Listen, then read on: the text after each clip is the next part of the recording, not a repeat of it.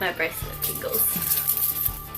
Hello and welcome back to Knick Knack Reads. So we're at the end of August. I don't even know when that happened. August wrap up video. Let's just get into this. So the first book I read this month, Angelfall by Susan E. I love this book.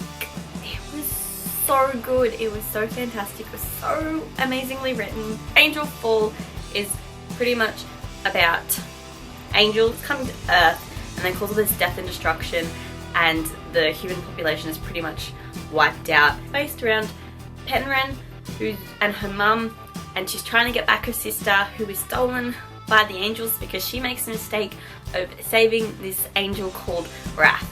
And it's basically about their journey trying to find her little sister, as well as trying to get his wings sewed back on because they get chopped off. I am aware that I was probably the only person who didn't pick up that Wrath was the Archangel Raphael until it was said like most of the way through this book. I felt like an idiot because I had no idea.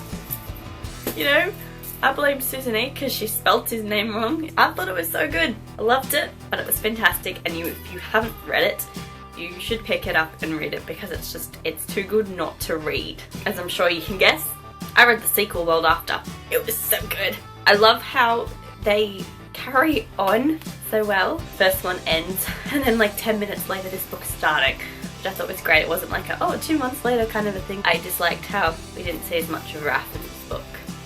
I like Wrath. He's so funny. They have a great relationship. Basically, Wrath's gotten his wings sewn back on and they're demon wings, they're not angel wings. And it's basically about trying to get his other wings back because him and Penryn are no longer together. They've been separated, and she tries and finds him, as well as trying to deal with the fact that her sister's like this creepy little monster. I don't think it was quite as good as the first book. I didn't enjoy it as much. I still did really quite enjoy this book. I preferred Angelfall. I'm pretty sure it was my favourite out of all three of the books. I read the third one, End of Days, as well, by Susan E. I am so glad that I waited to get this book before I read all three of them because it was so nice to just go bam, bam, bam.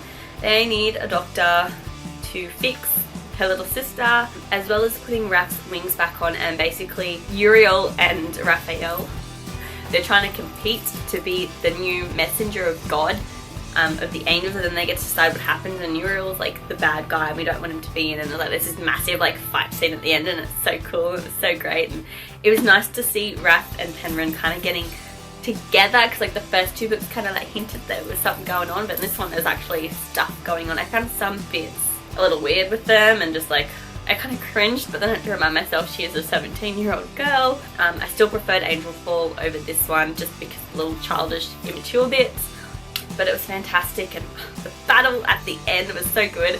And then when Wrath his decision at the end of the book, the way it ends, I'm content with it. I'm happy with it. It was good. It would have been nice to see what happens like a year down the track, because, you know, has the human society rebuilt themselves? You know, I like to see that sort of a thing in my books, but overall I thought it was great. I thought the characters were fantastic. So the month of August I have pretty much labelled the angel month. August is angel month as far as I'm concerned because I read 4 angel books.